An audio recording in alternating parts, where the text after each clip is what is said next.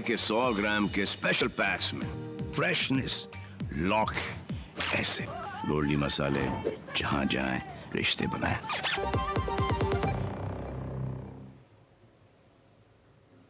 Break के बाद आपका स्वागत है और ब्रेक के बाद अब हम चर्चा करेंगे आज के बड़े विषय पर, जो कि अपने आप में इंडिया अलायंस को लेकर उसकी एकता पर सवाल है। तो इसी से जुड़ा है हमारा विशेष इंडी गठबंधन में रात विपक्षी एकता पर सवाल। इस विषय पे बात करने के लिए खास मेहमानों का पैनल हमारे साथ में मौजूद है। हमारे साथ में विजय शर्मा जी हैं, प्रवक्ता भारतीय जनता पार्टी के। इसके अलावा दुष्यंत नागर जी हैं, कांग्रेस समर्थक राजनीतिक विश्लेषक हैं।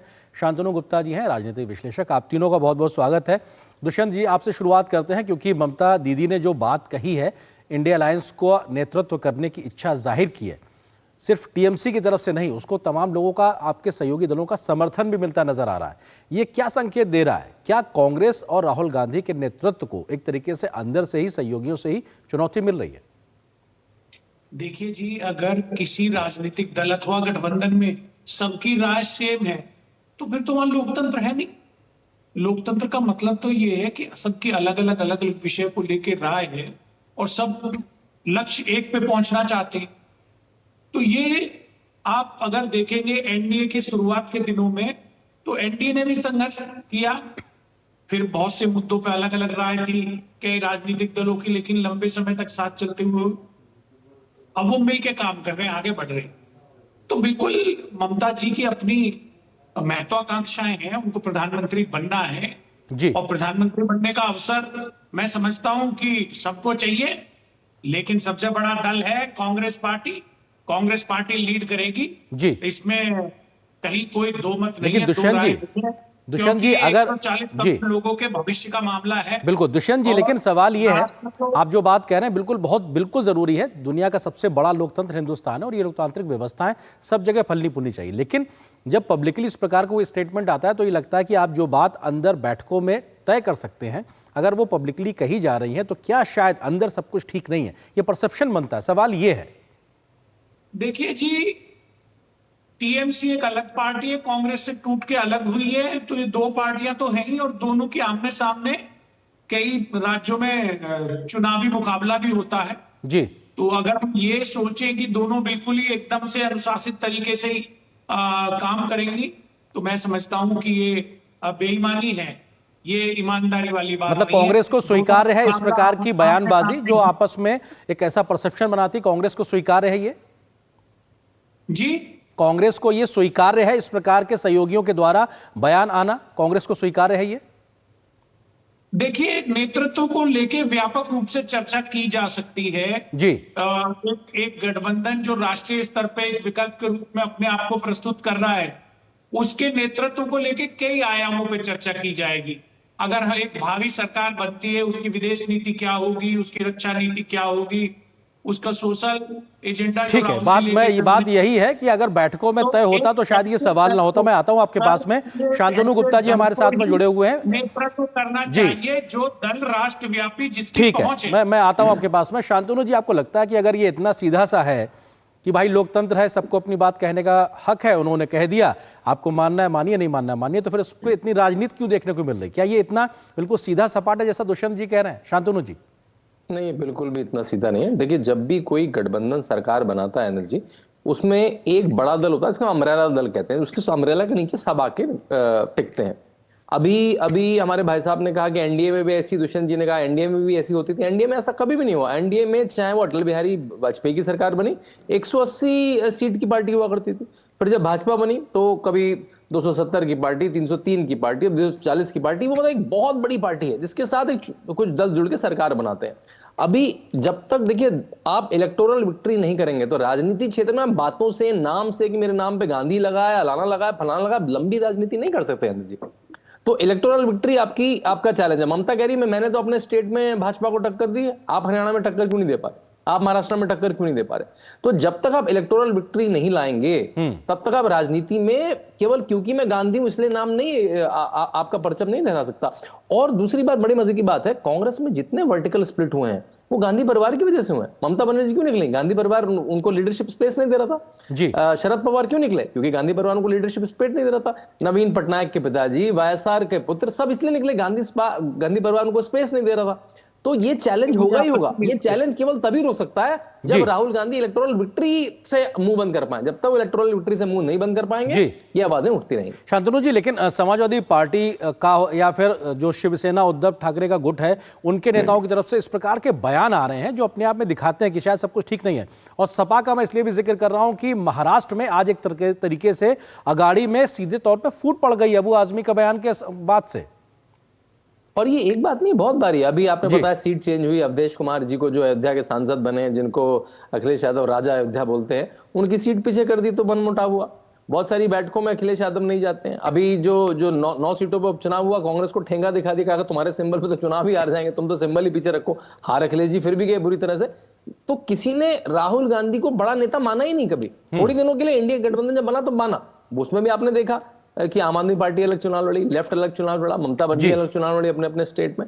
तो मैं बार बार उसी बात को कहूंगा, जब तक आप इलेक्टोरल विक्ट्री नहीं लेंगे, आप अपने गठबंधन के साथियों का मुंह बंद नहीं कर पाएंगे। वो अपनी अपनी बात करेंगे ही करें। ठीक है दुष्यंत जी, सवाल यही उठता है क्योंकि ममता दीदी ने भी इस बात का जिक्र किया है कि जो नेतृत्व कर रहे हैं उनको देखना है कि वो कैसे आगे गठबंधन को आगे ले जाएं, उनको अच्छे से काम करना है, यानी कि उनको जीत के आधार पर सबको जोड़े रखना है। लेकिन वही जीत का फॉर्मूला नहीं निकल पा रहा है इस पूरी व्यवस्था में। शायद ये बड़ी वजह देख रहे हैं, क्या है? देखिए, जीत का फॉर्मूला कांग्रेस पार्टी के पास है और निश्चित रूप से उस पर कार्य होगा और पार्टी जीतेगी। लेकिन मैं सुधांशु जी को करेक्ट करना चाहता हूँ। शांतनु जी, ममता बनर्जी ने पार्टी तब छोड़ी जब कोई गांधी कांग्रेस पार्टी में नहीं था। आप शरद पवार जी की बात कर रहे हैं, शरद पवार जी पार्टी में आते जाते रहे। श्रीमती सोनिया गांधी तो सोनिया जी के विदेशी मूल पे सबसे पहला प्रश्न शरद पवार ने उठाया। उनके विदेशी मूल पे पहला प्रश्न शरद पवार ने उठाया। उससे पहले भी शरद पवार कांग्रेस छोड़ के जा चुके थे, फिर आए फिर गए। प्रणब मुखर्जी पार्टी छोड़ के गए फिर आए। तो ऐसा नहीं है, जो लोग पार्टी छोड़ के गए वो वापस भी आए हैं। और आपने वाईएसआर के बारे में कहा तो करप्शन का मामला था। तो ममता दीदी से बात करिए ना सर, वो तो छोड़ के गई थी ना दुष्यंत जी, फिर ममता दीदी से बात होना चाहिए ना। अगर वो आ जाए फिर तो बात ही खत्म हो जाएगी। सर, जगन जी के ऊपर करप्शन का मामला था, वो कारण था। तो अगर आप इसको ये पोर्ट्रे कर रहे हैं कि भाई गांधी परिवार की लोकप्रियता नहीं है, तो ये गलत कर रहे हैं। गांधी परिवार के नेतृत्व में ही कांग्रेस ने 2004 में वापसी की। श्री राहुल गांधी जी के चमत्कारी नेतृत्व में ही कांग्रेस पार्टी ने 2009 में उत्तर प्रदेश में 23 सीटें जीतने का काम करा। श्री राहुल गांधी ने 2018 में 3 हिंदी स्टेट में भारतीय जनता पार्टी को और मोदी जी को हराने का काम। ठीक है, वो जीत आपकी पक्का जीत थी सर, वो इलेक्टोरल जीत थी, शायद इसीलिए यूपीए 1-2 ने बहुत बेहतर तरीके से पार्टियों को जोड़े रखा। मैं आता हूं आपके पास में, हमारे साथ विजय शर्मा जी जुड़ गए, प्रवक्ता भाजपा के। विजय जी, वो ये कह रहे हैं कि साहब लोकतंत्र है, सबको अपनी बात कहने का अधिकार है। अगर ममता दीदी ने नेतृत्व करने की बात कह दी तो उसमें गलत क्या है? सबकी अपनी इच्छाएं हैं, बीजेपी क्यों उसको मुद्दा बना रही है? विजय जी, देखिए, बात मुद्दा उठाने की नहीं है। ये राहुल गांधी जी का जो नेतृत्व है उसको नकारने की बात है। मैं इसको दूसरे तरीके से लेता हूँ। अभी तक कांग्रेस में ये आवाज उठती आई थी कि राहुल गांधी जी के नेतृत्व में 50 से ज्यादा इलेक्शन हार चुकी है कांग्रेस और लगभग मृत प्राय हो चुकी है। तो अब इंडी गठबंधन को भी समझ में आ गए, सहयोगी दलों को भी, इनके साथ रहने के मतलब में अपनी रुपये तो होना है। अब आपने देखा कि किस तरह से शिवसेना को उद्धव ठाकरे की, शरद पवार जी की हरियाणा में तीसरी बार हमारे मध्य प्रदेश में आप देखिए, गुजरात में देखिए। तो राहुल गांधी जी का जो नेतृत्व है वो स्वीकार नहीं है। जो गुप्ता जी कह चुके हैं, अखिलेश जी कह चुके हैं, कम्युनिस्ट कह चुके हैं, सारे कह चुके हैं। अब ये दौर ऐसा आ चुका है कि ज्यादा दिन ये होने के मूड में नहीं है। ममता दीदी ने ठीक कहा, रामगोपाल यादव जी ने ठीक तरह से। बिल्कुल विजय जी, आपकी आवाज बहुत बेहतरीन से नहीं आ रही। मैं आगे बढ़ता हूँ, शांतनु जी से लेता हूँ बात को, आगे बढ़ाता हूँ। शांतनु जी, आगे इंडिया अलायंस के बीच की जो स्थितियां हैं कैसे आप अनफोल्ड होते हुए देख रहे हैं? क्योंकि सपा का बयान हो, शिवसेना यूबीटी की तरफ से बयान हो या फिर अन्य दलों की ओर से बयान हो, वो भी इस पे रिएक्ट कर रहे हैं और एक तरीके से कई प्रकार के संकेत दे रहे हैं। आप किस प्रकार से सिचुएशंस को अनफोल्ड होते हुए देख रहे हैं शांतनु जी?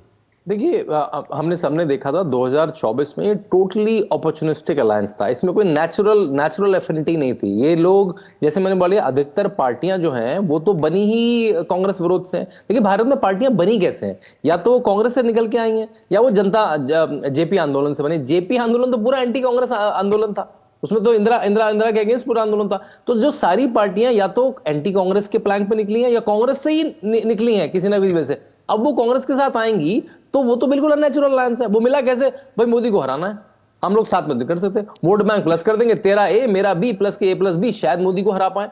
तो ये इस मुद्दे पे आप अगर जीत जाएंगे तो ठीक है, शायद आपकी गाड़ी आगे बढ़ती जाए। आगे क्या होने वाला है, जिस जिस स्टेट में चुनाव होगा और वहां अगर रीजनल पार्टी स्ट्रांग हुई तो कांग्रेस को घास नहीं डालेगी, वो कांग्रेस को वो 1 सीट 2 सीट 5 सीट की बेइज्जती की देखेगी, और कांग्रेस शायद वो बेइज्जती झेलती भी रहेगी, क्योंकि उनके पास और कोई चारा ही नहीं है। वो स्पेस केवल दूसरी पार्टी के वोट शेयर से स्पेस ले सकती है। आपको उत्तर प्रदेश का उदाहरण देता हूं। उत्तर प्रदेश में इस समय कांग्रेस और समाजवादी पार्टी में मुसलमान वोट के लिए बिल्कुल सिर्फ टबल हो रही है। संभल का कांड हुआ अभी, संभल कांड के बाद सीजे राहुल गांधी क्यों जाते हैं वहां पे? संसद में नहीं उठाते हैं ऊर्जा, संबंध में अदानी करते हैं, संसद में नहीं उठाते हैं, वहां जाते हैं कि अरे यार मुस्लिम वोट को दिखाना तो पड़ेगा, देखो मैं तुम्हारे साथ हूं। तो जो रीजनल पार्टीज है, और सपा का बयान आता है, ये तो औपचारिकता करिए, रामगोपाल यादव जी ने बयान दिया, ये तो कांग्रेस औपचारिकता कर रही है। तो उनको डर है कि कहीं मेरा मुस्लिम वोट, ये तो मुस्लिम पार्टी जो ओरिजिनल मुस्लिम पार्टी है वो तो कांग्रेस पार्टी है जी, अगर वो मेरा मुस्लिम वोट ले गई तो सारी रीजनल पार्टियां अपना वोट बैंक बचा के भी रखना चाहती है, वो कांग्रेस को धीरे धीरे दरकिनार करने लगेंगी कि भाई कांग्रेस को अगर हमने हाथ दिया तो कहीं वो चुनाव तो नहीं जीत पाएगी, बिल्कुल, लेकिन हमारे मुस्लिम वोट में सेंध लगा। दुष्यंत जी, क्योंकि अभी हमने देखा कि अडानी के मुद्दे पर जब कांग्रेस बहुत मुखर है संसद में, तो टीएमसी और सपा का सहयोग नहीं मिल रहा है, तो ये भी अपने आप में एक मसला है कि अगर इस प्रकार सहयोगी साथ छोड़ेंगे तो कांग्रेस जो एक अम्ब्रेला के तौर पे काम करता था उस पर तो सवाल खड़े होंगे, लोग पूछेंगे ही साहब आपसे। देखिए जी, भ्रष्टाचार के ऊपर कोई समझौता नहीं किया जा सकता। मैं आपको रोकना चाहूंगा इस वक्त कुछ सीधी तस्वीरों की ओर हम रुख करते हैं। केंद्रीय गृह मंत्री अमित शाह अहमदाबाद में आयोजित वीएपीएस कार्यक्रम महोत्सव को संबोधित कर रहे हैं। क्या कुछ हम आपको सीधे ले चलते हैं, वहां की तस्वीरें दिखाते हैं। भी बना है। प्रमुख स्वामी महाराज ने अपने जीवन में कई लोगों के जीवन, हजारों लाखों लोगों के जीवन में प्रेरणा भरी, विश्वास का मंत्र भी फूका, संकट से जूझने का